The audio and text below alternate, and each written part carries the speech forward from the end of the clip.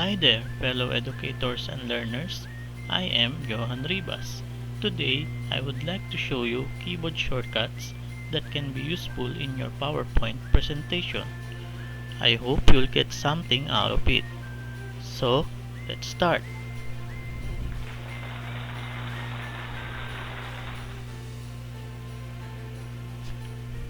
The first shortcut that I'm gonna be introducing is the letter W. What it does, it will turn your screen to white. Why would you want your screen to be white? It is because you want your audience to focus on you and not to the PowerPoint presentation. To toggle back to your original presentation, press W again.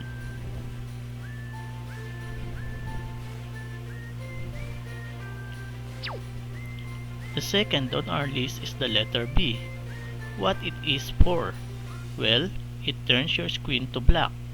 Its application, same as the W or white screen.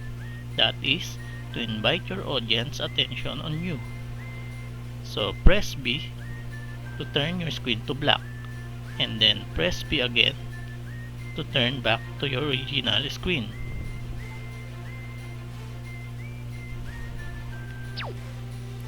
Next is the slide number, then press the enter key. Obviously, its function is to go to the specified slide. Its application, you can directly go to a specific slide without passing the other intervening slides.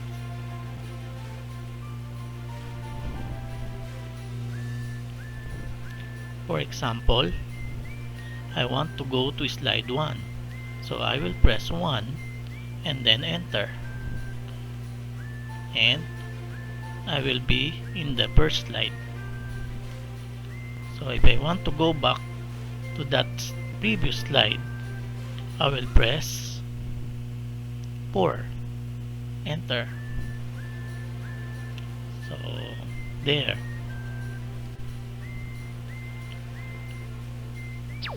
Next is the Control S. What it does, it opens up the slide navigator wherein you can select a particular slide. Just select the slide you want and click go to. For instance, I would like to go to the first slide. So I will click the first slide and go to. There. Now I have to go back to slide 5. So I'll use the other method. And that is 5 and then enter. Now let's continue. The fifth shortcut command is Ctrl L. This toggles our laser pointer. It is used if you want to point on something in your presentation. To toggle it off, just press Ctrl L again.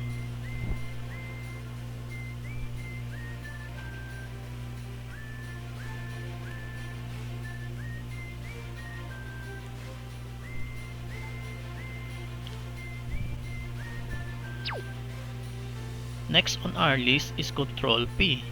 It turns the pen tool on. The application is if you want to draw or write something in your presentation. Let's try it.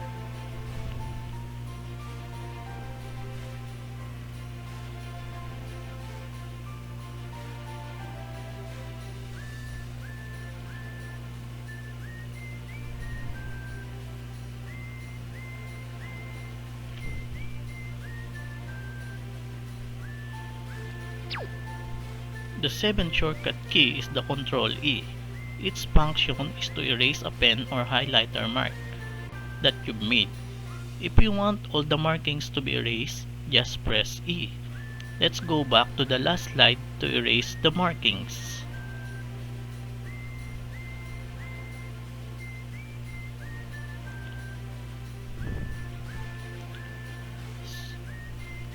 Let's erase this one by pressing Ctrl E.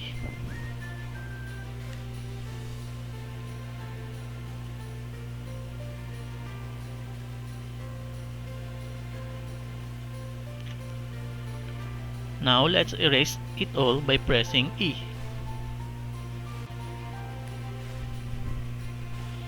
Number 8 on our list is the Control I. Why I? Because our highlighter resembles letter I. To toggle the highlighter on, press Control I. To toggle it off, press the same key. Highlighter is used if you want something to be emphasized in your presentation. Let's try it.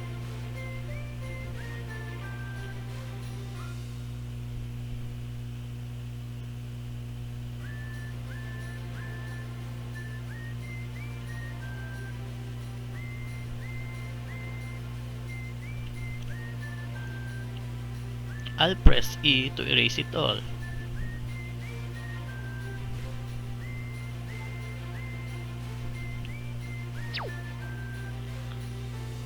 Control H, H for hide, hides our mouse arrow or pointer. To make it visible again, press Control A for arrow. Control A can be applied also instead of Control L when we toggle our laser on and when we want it to be toggled off. The same goes for the pen and highlighter.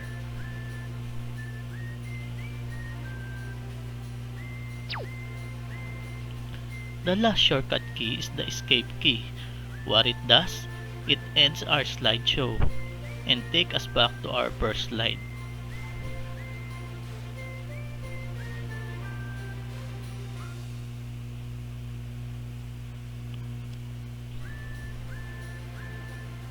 So, there you have it, our shortcut keys in MS PowerPoint. I hope you'll use it in your future presentations. Thanks for your time. Don't forget to like, share, and subscribe. Bye bye.